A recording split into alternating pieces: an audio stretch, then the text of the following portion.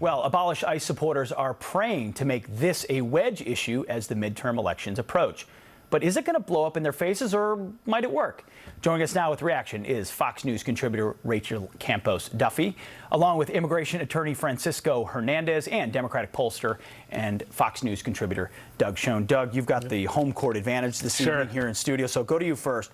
You say it's not a set issue that Abolish ICE is good for Democrats, and that there's not much consensus here on that. Well, I think it's a bad issue. I think it's well outside the mainstream of what the American people want. They want border enforcement. Many want a wall. The number who want open borders or to relax scrutiny of those coming in at a time of terror and illegal immigrants coming from Central America is very small. I think it's the far left and the Democratic Party hijacking effectively the mainstream narrative to the ultimate detriment, I believe, of the party if this carries on. Interesting. Rachel, to you, there was a poll that came out from Reuters, and we're going to put it up on our screen, that showed that the most important issue currently for registered voters is immigration at 15%. Not a majority, just a plurality. Well, that's a different poll, but we'll roll with this one anyway. Look at this. Here we go. Here's the poll we want, 15%. However, for Democrats, it's only 7%. It's their highest issue. So it appears, and for Republicans, 26% of Republicans believe that it's the most important issue. So a lot of intensity on the Republican side, less so on the Democratic side. It almost feels like the far extreme of the Democrat Party is driving this Abolish ICE narrative, and potentially in a really bad direction for that party. Absolutely. Doug is right.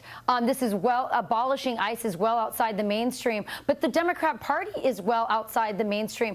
I live in Middle America. I'll tell you what concerns people about the border and about what's coming across the border. It's really about drugs. I mean, Pete, you're from the Midwest. Yep. You know where these forgotten communities are that are finally coming back thanks to the Trump economy, but they're still suffering because of so much drugs that are devastating our communities, devastating families. Vast majority of that's coming over the southern border.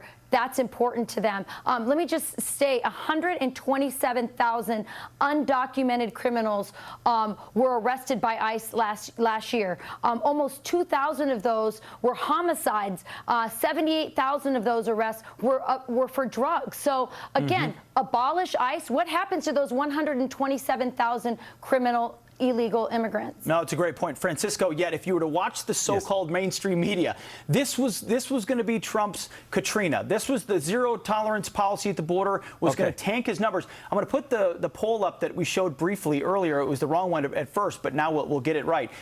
Trump's approval rating amongst Hispanics since that policy has been in place has increased by 10%, counterintuitive to coastal elites. But to Hispanics that came here legally, it's offensive to think that immigration is the only issue that matters to them. Their economy is improved, their lives are improving, and they think laws ought to matter. Does that surprise you at all that the numbers have gone up so much?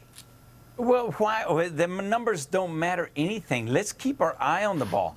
The president and Congress have done zero on immigration, which was promised. It was sworn to in blood you're saying, that it would be hold on, addressed. Francisco, you're saying the president has done nothing, yet the entire left wing has premised its resistance on the Trump administration doing everything, doing too much with ICE, doing too much at the border.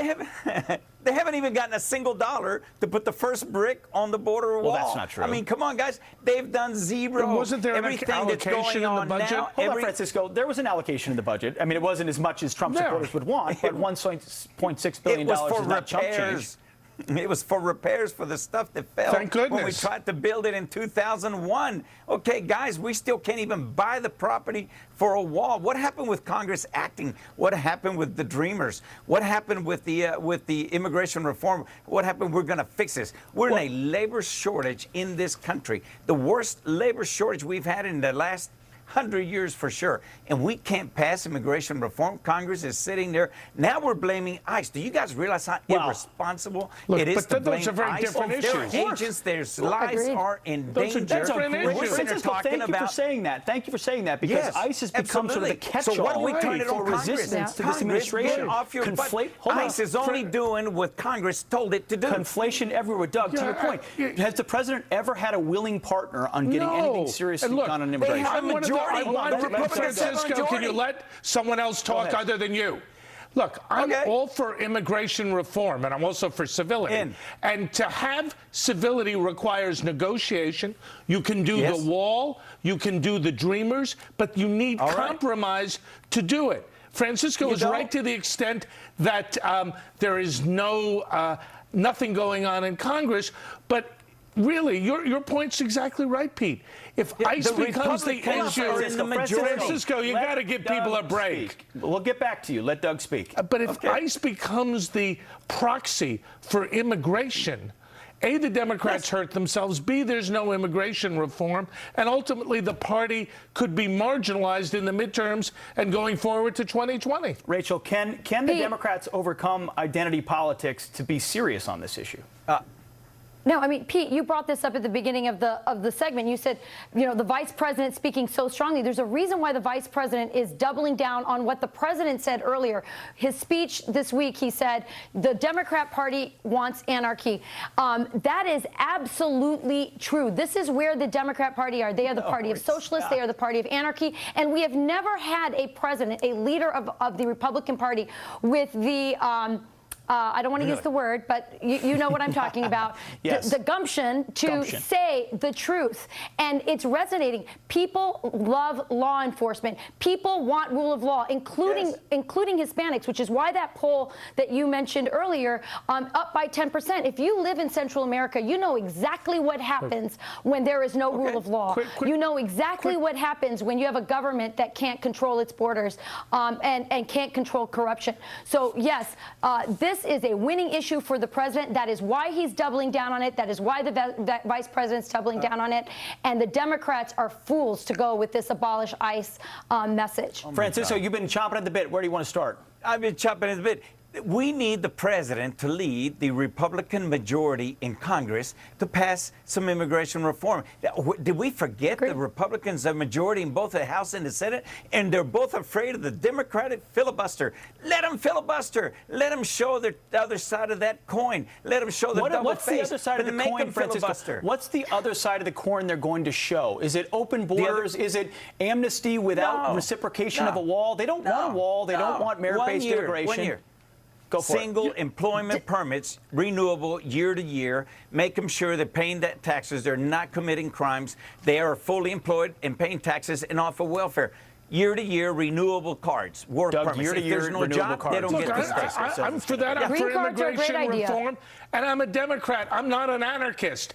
There is a civil wing of the Democratic Party that's rational. Where are Doug you? Jones, Other than you, Doug. I'm right here. Rachel, I'm with you tonight. That's the question a host should ask. But where's the leadership on this? Well, that's the problem. We don't have vocal leadership. That's right. Connor Lamb won a congressional race. Doug Jones won in Alabama. There are centrists, but it's sadly the case we don't have leadership to compromise, to do what Francisco wants to do, which is to get comprehensive immigration reform, get the border done, get guest workers, and get a pathway to citizenship but you don't for the need dreamers. Compromise. You have a majority. Republicans have a majority. You don't need compromise. Of course you need. We're a country. That's a we're straw one man nation. Argument. That's a straw man argument. You know you need to beat a filibuster in the Senate, so ultimately you need something that Democrats would ever vote for, and they're not going to.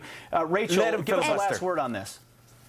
I would just say thanks to the very radical turn and the freedom that they have now to expose themselves as the radicals they are on the Democrat side. I think we may finally get that majority we need in the Senate during this midterm. I don't think this is going to be a blue wave at all. I think these kinds of positions that the Democrats are taking are going to lead us to get the majority we need to pass the 4 pillars that Donald Trump wants to solve immigration, especially help out the poor kids. In a common sense America where there's still enough common sense amongst the electorate, if the issue is immigration, if the economy is going well, and then the other issue is immigration. You've got I stand with ICE versus abolish ICE. I want borders versus open borders. I just feel like that cuts in the president's direction. But all of you, thank you very much. The Republicans are behind by about 9 points in recent polls. The Democrats have a chance if and only if it's a big if. They were behind centrists also like me when emerge. President Trump won. All those Doug Schoen centrists. Absolutely. Show up at the Come polls join me. Election day. Come join me. A lot of them are becoming Republicans. Yes, a lot of them are becoming They are, Republicans. Great point, Rachel. Thank you all very much for your time tonight. We appreciate it. Fiery debate.